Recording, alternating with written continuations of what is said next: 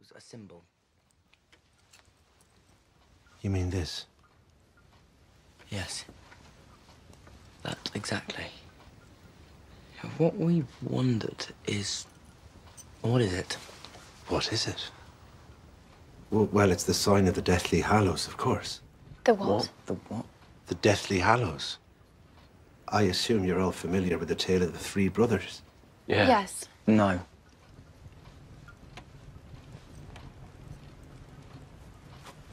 I have it in here.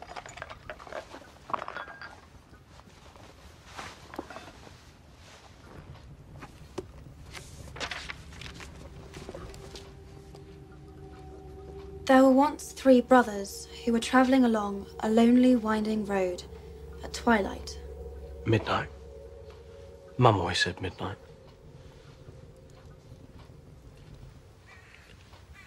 But twilight's fine. Better, actually. Do you want to read it? No. There were once 3 brothers who were travelling along a lonely, winding road at twilight. In time, the brothers reached a river too treacherous to pass. But being learned in the magical arts, the 3 brothers simply waved their wands and made a bridge. Before they could cross, however, they found their path blocked by a hooded figure. It was Death, and he felt cheated. Cheated because travellers would normally drown in the river, but Death was cunning. He pretended to congratulate the 3 brothers on their magic and said that each had earned a prize for having been clever enough to evade him. The oldest asked for a wand more powerful than any in existence, so Death fashioned him one from an elder tree that stood nearby. The second brother decided he wanted to humiliate Death even further and asked for the power to recall loved ones from the grave. So Death plucked a stone from the river and offered it to him. Finally, Death turned to the third brother. A humble man, he asked for something that would allow him to go forth from that place without being followed by Death. And so it was that Death reluctantly handed over his own cloak of invisibility. The first brother travelled to a distant village, where with the elder wand in hand, he killed a wizard with whom he had once quarrelled.